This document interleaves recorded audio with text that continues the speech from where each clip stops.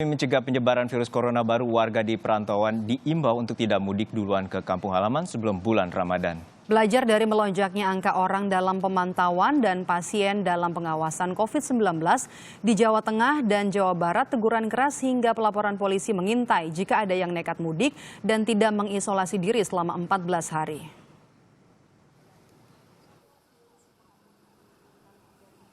Ramadan masih sekitar 1 bulan lagi. Namun sepekan ini para pejabat pemerintah tengah berpikir keras untuk menentukan perlukah melarang mudik saat Lebaran pada Mei nanti di tengah ganasnya virus corona. Rekomendasi ini keluar setelah data penyebaran COVID-19 di sejumlah daerah di Pulau Jawa melonjak karena sudah ada warga perantau di Jabodetabek yang mencuri start mudik duluan dari epicentrum corona di tanah air. Di Jawa Barat, Gubernur Ridwan Kamil mengeluarkan maklumat larangan mudik selama pandemi corona. Mereka yang memaksa mudik otomatis berstatus orang dalam pemantauan dan harus menjalani isolasi selama 14 hari. Saya kira sudah puluhan ribu, Mbak, yang tercatat ya. Ambil contoh di Sumedang, dari ODP-nya tadinya hanya sekitar kurang dari 10, sekarang melonjak hampir 2.000, kira-kira begitu. Nah, permasalahannya adalah kami kan sekarang sedang melakukan rapid test ya.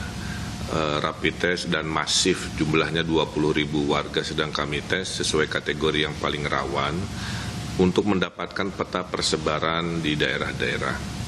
Nah, kalau ada yang mudik ini memperumit dan mempersulit peta lagi, karena setiap yang mudik itu dan kebanyakan mayoritas dari Jakarta itu kan langsung masuk kategori ODP, orang dalam pemantauan.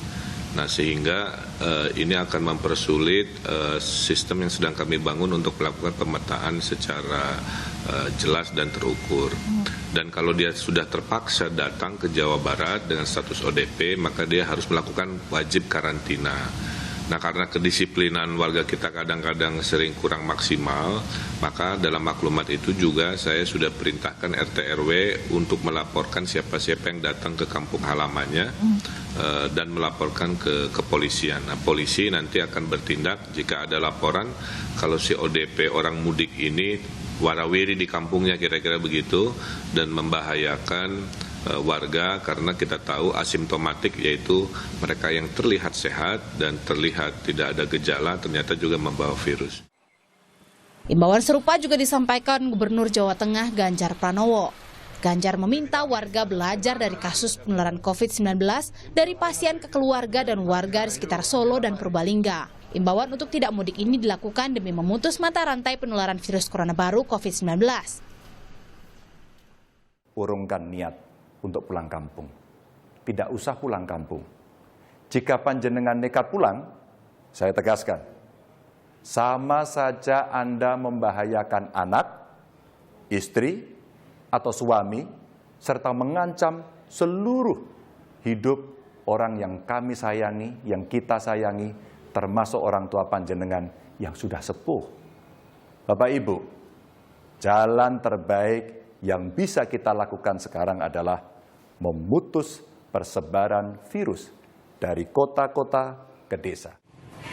Di Demak, Jawa Tengah, Kecamatan Guntur mewajibkan para perantau yang pulang kampung untuk melapor dan ditindaklanjuti dengan pemeriksaan oleh tim kesehatan dari puskesmas setempat.